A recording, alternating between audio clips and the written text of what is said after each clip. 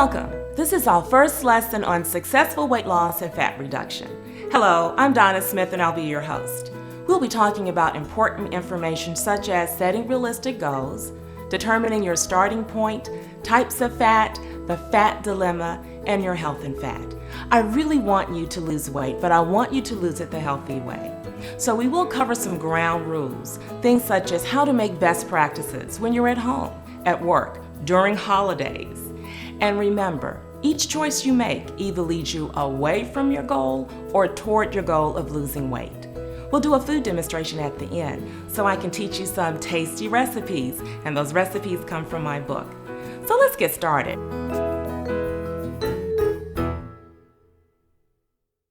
I want you to start all over. No quick fixes, no magic wands, no on-again, off-again diets. I know you want that, but they just don't work in the long range. Let's look at some keys to successful weight loss and ways to lower your fat and focus on your new lifestyle.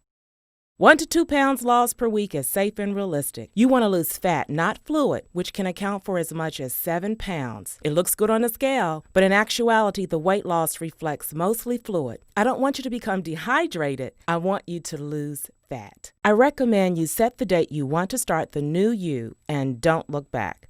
I love animals, and I remember when I was in graduate school, I lived next to, I call them the Beverly Hillbillies because they had so many animals. I got real attached to their cat that I named Skipper. Eventually, I had to move, and I had so much schoolwork and stuff to do that I knew I couldn't keep coming back to the old neighborhood to see Skipper. So I said goodbye to my friend and didn't look back. Don't worry if you will miss your old ways. Don't worry about past failures. Just move forward and don't look back. Get a notebook and write down your starting data now. Take your measurements, chest or bust area, waist and hips, and write these down. Take your waist to hip ratio, which is an indicator of fat around the abdomen and is associated with a greater health risk for diabetes and cardiovascular disease. Also, record your weight and just weigh every other week. Weight fluctuates, and I don't want you to get discouraged.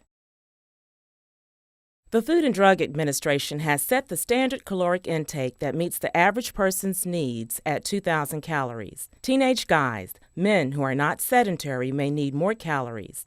People who are not as active or older adults may need less. With 2,000 calories being the standard, the daily fat recommendation should not exceed approximately 65 grams of fat. Later, you'll be shown how to calculate the amount of fat you need. Here's America's typical meal. It looks good and tastes good, but when it comes to fighting the fat, let's look again.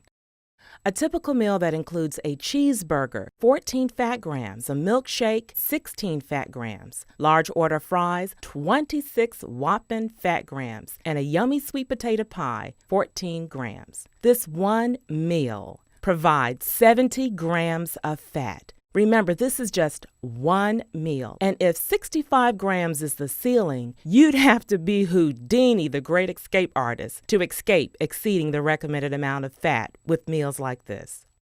Our other favorite foods include 2 slices of pizza, 26 grams, 1 cup of ice cream, 14 grams, a grilled chicken sandwich, 21 grams, and a grab-sized bag of chips, 20 grams. Yes, we enjoy our favorite foods, but let's be realistic. You can hardly reduce the fat eating foods like these regularly. We've got our work cut out, but victory lies ahead.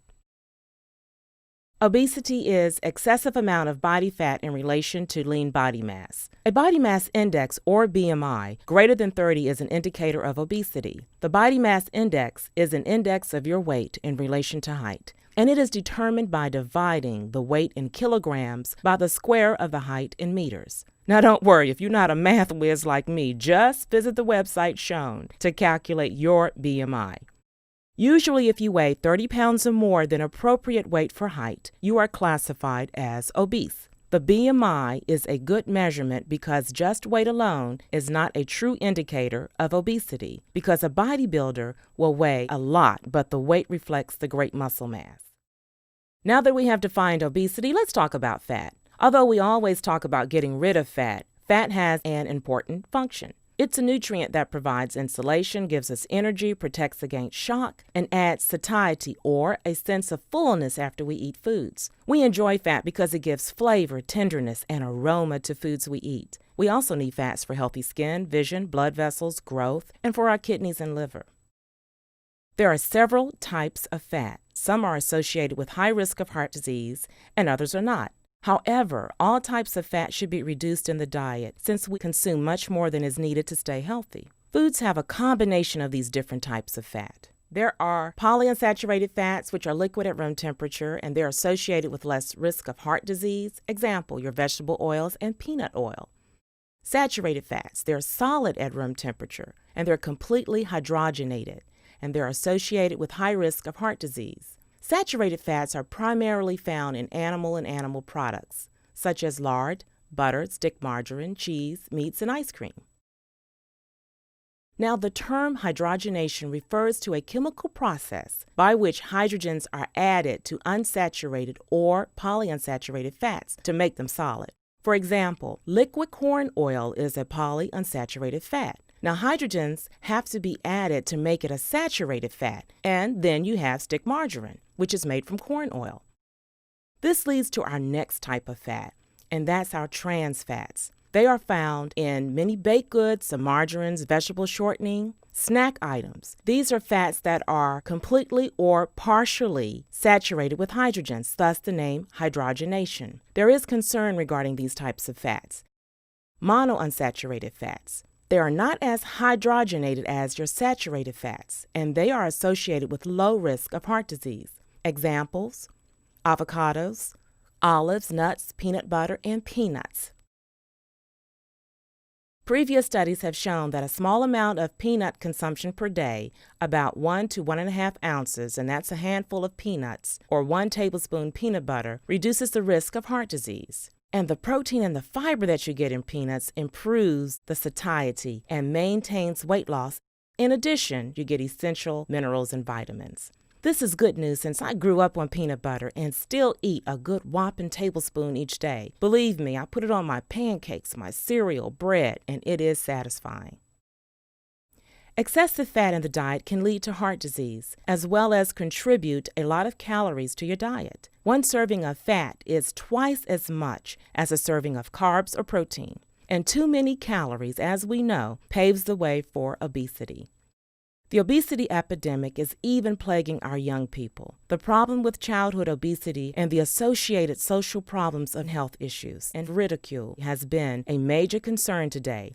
Many diseases are aggravated by obesity, or it leads to serious health issues such as certain types of cancer, arthritis, diabetes, gynecological problems, hypertension, and of course, heart disease. Battling this problem is a complex wheel that incorporates so many dynamics such as food choices, environment, your social pressure, inactivity, and genetics, meaning you are more likely to have this problem if one or both of your parents are obese. There is victory for you as you include healthier choices that you like and explore that healthy can mean finger-licking foods to enjoy while you reduce the health risk. We want you to look your best and feel your best. Well, it's quiz time. I like to give quizzes. I don't always like to take them. Feel free to review any question that you're not sure about. Okay, question number 1. What is a safe weight loss per week? A, 1 to 2 pounds. B, 2 to 3 pounds. C, 3 to 4 pounds.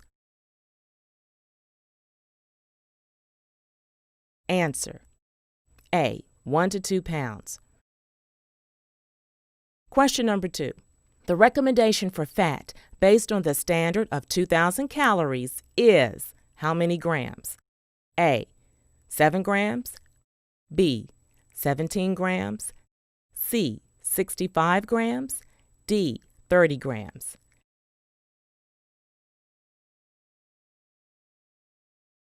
The answer is C, 65 grams.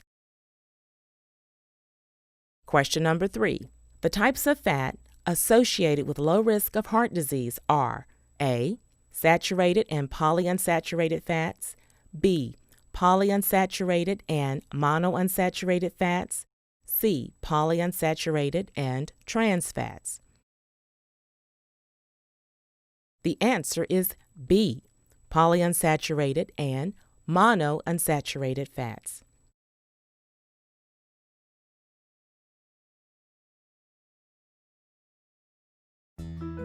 Hello, I'm going to make Grandma Elsie's broccoli salad.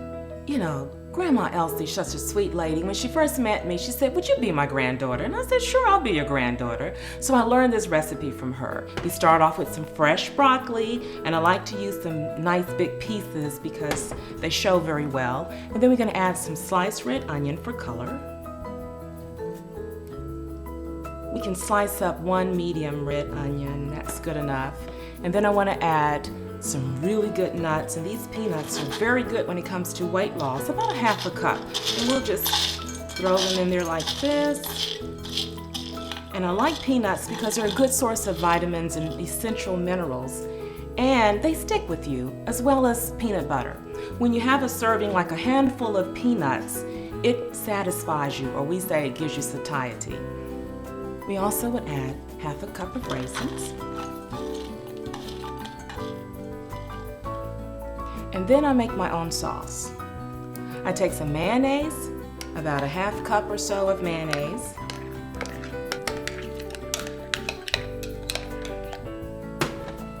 And I add some fresh lemon juice, 2 tablespoons fresh lemon juice. Just stir this up and make a salad dressing. And if you want to add a little bit of raw sugar, you can do that as well. As a matter of fact, I'll do that. About a tablespoon of raw sugar. And just drizzle it on top.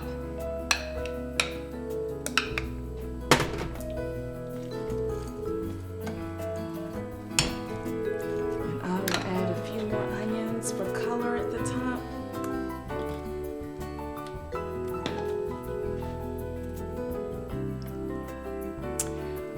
Voila! Well, this was just some groundwork.